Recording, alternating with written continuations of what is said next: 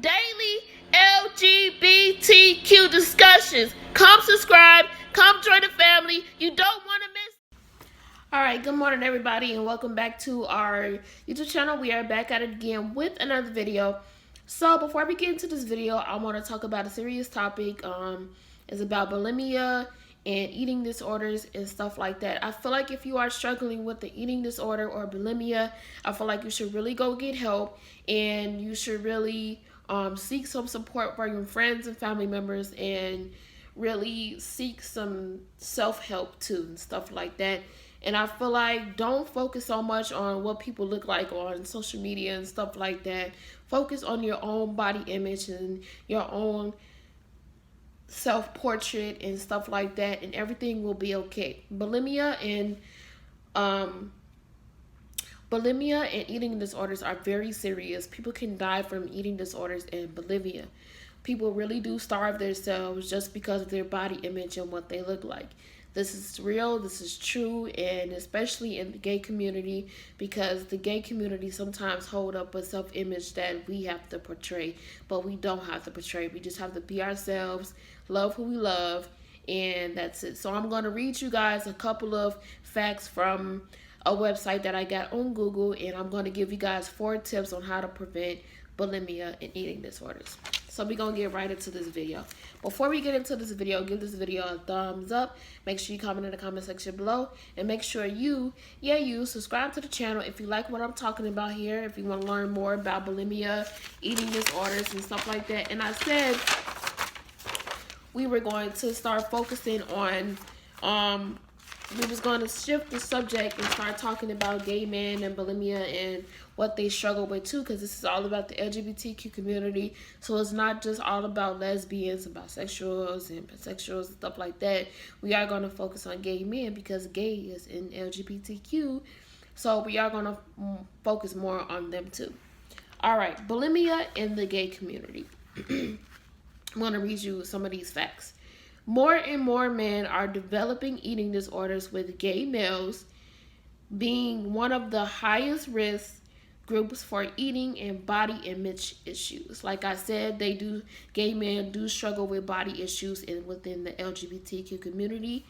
For some in the gay community, gay pride may mask gay shame, as more than 15% of gay and bisexual men struggle with some form of disordered eating. In many states, their marriages are not legal, or they can be fired from a job simply for loving someone of the same sex. Now, this is what I have a problem with. I have a problem with managers who worry too much on people's sexuality. Just because they are gay or love the same sex doesn't mean they have to get fired from their job or anything like that. If they are doing their job right and not bothering anybody, why should their sexuality matter so much to you? You know what I'm saying?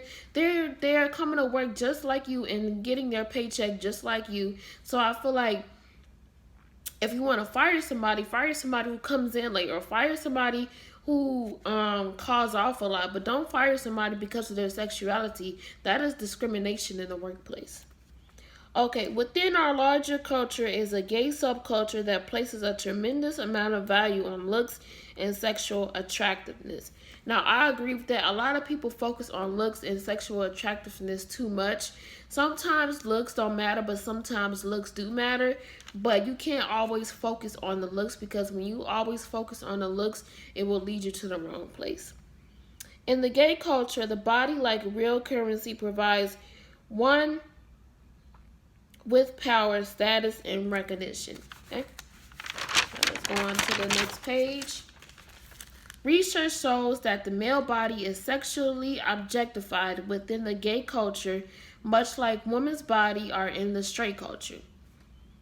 Not measuring up to the gay ideal can lead to the development of body shame.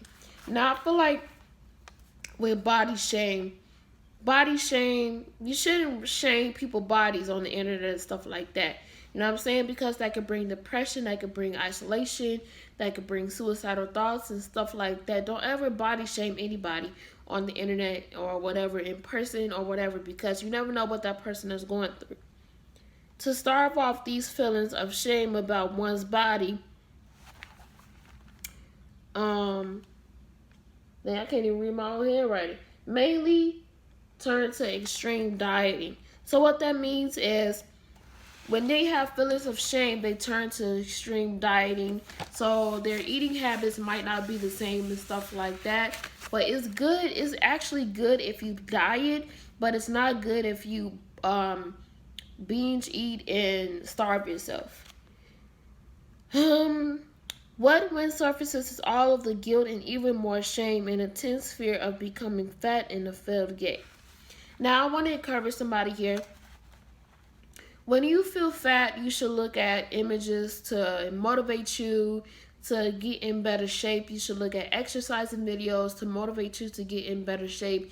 And you should look at, you should listen to people who exercise daily, who have topics to talk about exercising that will help you so you won't feel fat. And so you won't feel like you're a failed gay. Because that's not a good feeling. And I know some people can really be depressed because they feel fat and stuff like that, and they can cry every day and stuff like that. That's not a good feeling. Research shows that having unsatisfied friendships is a risk factor for bulimia. Now, when I saw that, I thought, really? Unsatisfied friendship can be a risk factor for bulimia? And I thought, why? Why is it a risk factor for bulimia? You know what I'm saying? Even though we all have unsatisfied friendships, that should not determine how we look, how we eat, and how we take care of ourselves. You know, if they don't want to be our friend, then just don't let them be your friend. But, you know, that shouldn't let you affect who you are today. For too many gay men, this battle over this body starts at a very early age. And it does. Alright, so I'm going to give you guys 4 tips on how to prevent bulimia. When you want to prevent bulimia, you have regular family meal times as often as possible. So you have to have a regular family meal time as often as possible. If you don't, then you're going to, 9 times out of 10, you're more than likely going to end up with bulimia or eating disorder. Number 2, don't talk about weight with your children. Instead, focus on healthy habits. Yes, I agree. When you are talking to your children, talk about some healthy habits, talk about some exercising and stuff like that to motivate you guys. Tip number 3, try to promote a healthy, realistic body image in your kids.